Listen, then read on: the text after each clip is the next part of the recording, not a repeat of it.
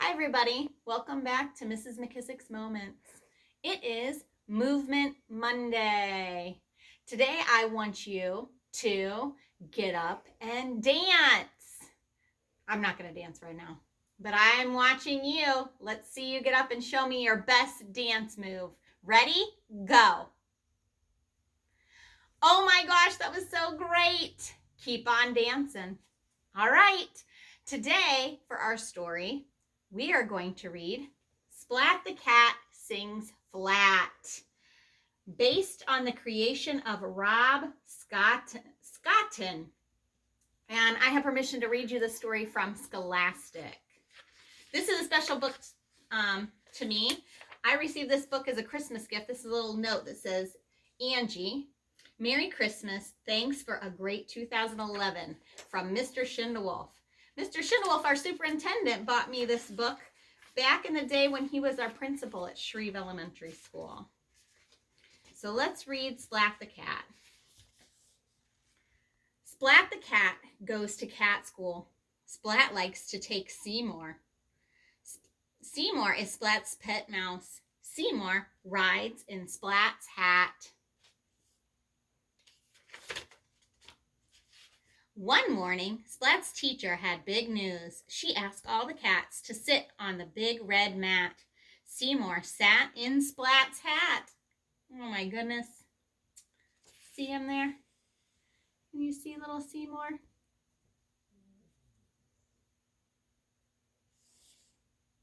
All of you will sing on Parents' Night, Mrs. Wimpy Dimple said.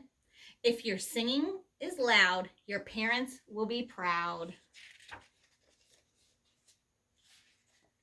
Will lots of parents be there? Asked Splat. Yes, all the parents, said Mrs. Wimpy Dimple. Said Splat. Splat's tail wiggled wildly. Splat was worried. Splat was shy. Do you get that way when your parents come to Parents' Night at school? I can't sing, said Splat. Can you meow? Asked his teacher. I forget how to meow, said Splat. Can you hum? Asked his teacher. I even forget how to hum, said Splat. That's okay, Splat, said Mrs. Wimpy Dimple. I will help you sing. We will all help you sing. Mrs. Wimpy Dimple sang first. La la la, she sang. The cats on the mat began to sing, all except Splat. Now you try, Splat, said Mrs. Wimpy Dimple. Splat opened his mouth. Nothing came out. You can do it, Splat, said his teacher. Splat tried hard, but all that came out was a little squeak. Splat looked at Seymour. Seymour was brave. He was a mouse in a room full of cats. Splat could be brave too. Splat opened his mouth again. La, sang Splat. The note was loud, it was long, and it was very, very flat. Cats on the mat went wild. Splat was not trying to be funny, but he was funny anyway. Sing just like that, said Mrs. Wimpy Dimple. You will be the star with a mouse in his hat. Maybe, said Splat. Splat went home after school. What if I forget my part? Splat asked Mom and Dad. You won't forget, they said to Splat. Maybe I will forget, said Splat. Splat put Seymour on his head. Splat's tail wiggled and Seymour jiggled. Splat sang, la. The note still came out flat. Maybe I won't forget, said Splat. Soon it was Parents' Night. All the parents came to Splat's classroom. The class stood on the big red mat. Let's begin, said Mrs. Wimpy Dimple. The class started to sing. La la la, sang the cats, but Splat stayed quiet. He waited for his turn. Mrs. Wimpy Dimple gave Splat a nod. Splat was ready. Seymour jumped onto Splat's head. Seymour was ready too. Splat's tail wiggled wildly. Splat opened his mouth very wide.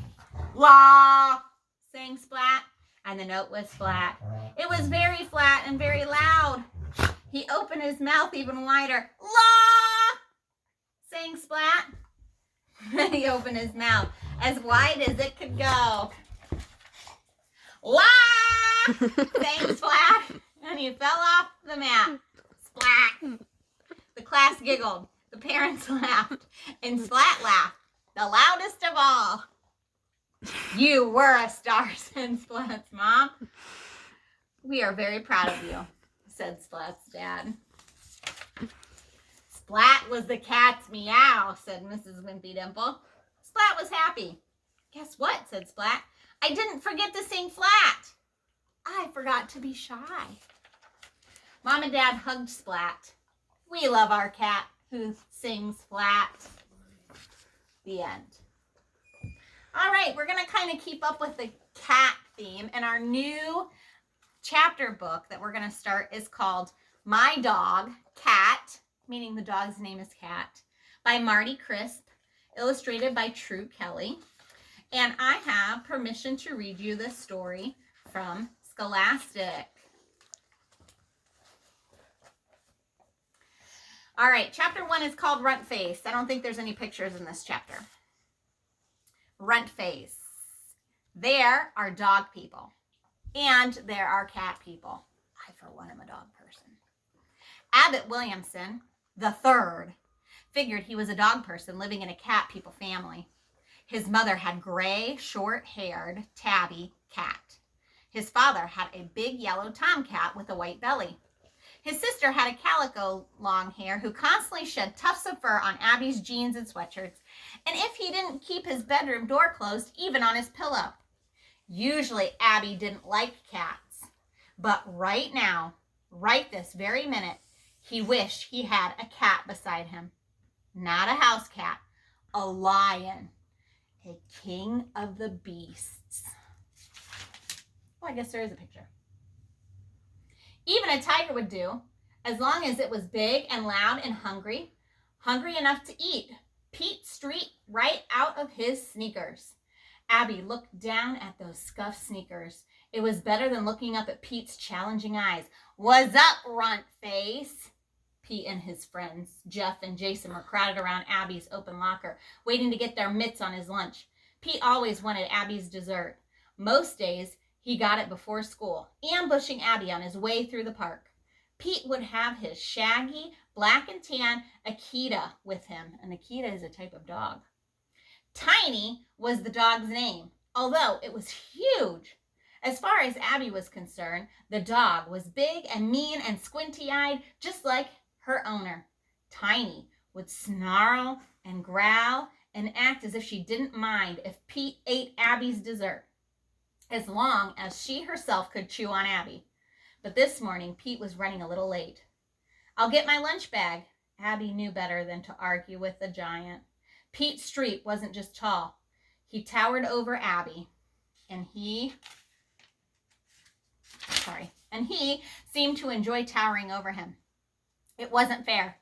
After you moved into a new school, it took a while to meet the nice kids, but the mean kids zoned in on you as if they had geek radar, as if they knew you were coming.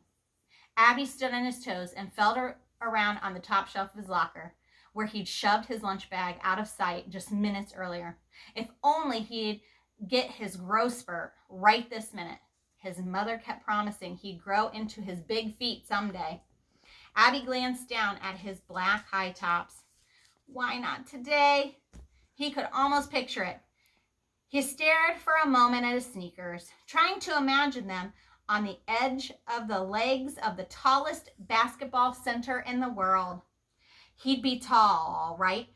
He'd still be growing. His head would zoom toward the ceiling, and he'd stick his tongue out at Pete as he shot past. There'd be nothing Pete could do about it. That's what Abby wished for. Wishing was sort of his hobby. He collected wishes the way other kids collected comic books and baseball cards. He dreamed of finding a magic coin or a genie's lamp or bumping into a fairy godmother. Fairy godmothers were for girls, of course, but since he had a girl's name, Abby, who knew? The wishes came to him, and he stored them in his memory to take out and examine and decide if they were what he really, really wanted. Back in Baltimore, he'd sometimes come close to wasting wishes on dumb things like second helpings of cake or not having to take a bath. Not anymore. He'd been refining his list ever since they moved here. There were strict rules for wishes. You could never have more than 3, no matter what kind of magic you used. These days, Abby knew exactly what he wanted. First, he'd wish for another name. Any other name. Matt, or Josh, or Joe. Anything that didn't sound like a girl's name. How the Williamson family could give such a horrible name to 3 generations of boys was beyond Abby. Of course, his dad, who was Abbott Williamson Jr., used a nickname, Will. Before that, it went back to his grandfather. Abby had no idea how he'd handled being stuck with a girl's name. Maybe names hadn't mattered so much in the olden days. Abby pulled his lunch bag down from his locker shelf. He handed it to Pete without a word. He was tempted to wish Pete Street would disappear in a big puff of black smoke. Magic disappearing smoke. Abby figured it would smell slightly of burnt toast, the way Pete did. But that would be a wasted wish. There were plenty of bullies in the world. Getting rid of one was no protection in the long run. Better to wish to be taller than any other boy in the 4th grade. Big enough to make Pete and every other bully think twice about messing with Abbott Williamson III. Abby stood on his toes again to search the back of his locker shelf for his library book. It was due today. It was a book about dogs. That, of course, would be his 3rd wish. To have a dog of his own. A big, strong, black dog named Killer. Kind of like this one. But her name's not Killer. Her name's Daisy Mae. Maybe a Rottweiler, just like this one. Or a Doberman Pinscher. It didn't really matter, as long as the dog was huge and fierce and had teeth the size of piano keys. It had to be a dog who would follow him everywhere and make bullies take off their baseball caps, nod their heads respectfully, and murmur, "What's up, Abby?" "So, what's up, runt face?" Pete tossed Abby's lunch bag to Jeff, who in turn tossed it to Jason. Jeff and Jason were also 4th graders, and not much smaller than Pete himself. They followed Pete everywhere. Pete was stocky, with close-cropped brown hair and a knotted blue bandana always hanging out of his back pocket. He carried his valuables in his bandana instead of a wallet. Oh. Abby had seen him taking money out of it. Jason tossed the bag back to Pete, who withdrew the plastic pie slice container, licked a dribble of whipped cream off the corner of the lid, and flipped it open. He ate a big fingerful of strawberry pie, slurping it around on his tongue and licking his lips. Then he scrunched up the brown paper bag so Abby's peanut butter and jelly sandwich was smushed and his banana was half popped out of its skin. Oh, thank you, Daisy. "What's up?" Pete prodded. He used this to cover every occasion, from hello to get lost. A greeting to a friend also included a high five and a hip bump. Abby definitely was not a friend. "I hope you enjoy my pie, Pete. I'll try to bring something even better next time." Abby had learned the hard way, with what seemed like 1,000,000 pounds of bully sitting on his chest, that this was what Pete wanted to hear. Abby's voice sounded flat and far away as he said the words. He hated to say them. But if he said them, all sarcastic and bitter, the way he felt, Pete would just sit on his chest again until he did it right. "You do that, runt face. You go home to your mommy and ask her to bake up some of her chocolate chip cookies," Pete suggested, patting Abby on the head as if he were a little kindergartner. She might be baking today, Abby hoped. The gleam of revenge he felt rising in his eyes wasn't visible. He pushed his gold-wired rim glasses up on his nose. He tilted his head toward the overhead fluorescent lights he hoped all Pete could see was a reflected glare. We're having company this weekend. My aunt is coming over and bringing her new baby, and my mom usually bakes when we're having company. Well, isn't that sweet? Pete made a mimicking gesture with his free hand, and the other boys hooted with laughter. Get to class, came the warning voice of the hall monitor as she turned the corner. It's almost time for the bell. Just be sure to bring something good, Pete growled, putting his lips to Abby's ears. You getting the message, runt face? Abby could smell the bully's breath, ripe with cornflakes and Abby's own strawberry pie. Sure, Pete, I'll bring something good just for you. It'll be a surprise, I promise.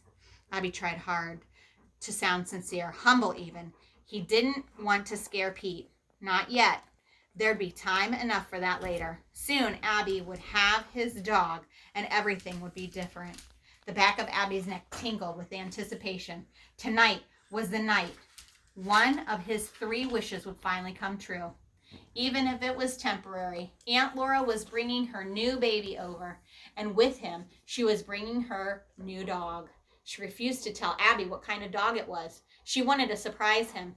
All she would say was that her dog could bark a warning and sniff out trouble with the best of them. Now she wanted the Williamson family to dog sit while she flew off and showed baby Lee to relatives in California. Abby could picture it already. A big black dog trotting at his side. A dog whose deep menacing growl would light a flame of fear in Pete Street's eyes the next time he tried messing with Abbott Williamson III. All right, chapter 2 on Wacky Wednesday will be A Dog Named Cat. Doesn't sound very fierce to me. Well, thank you for joining me today for Movement Monday and showing me all your cool dance moves. And I hope you enjoyed my cameo appearance from our sweet little, not so little, Rottweiler Daisy May. We love her dearly, and she loves us dearly. All right, guys, I hope you have a great Monday, and we'll see you tomorrow for Tasty Tuesday. Bye!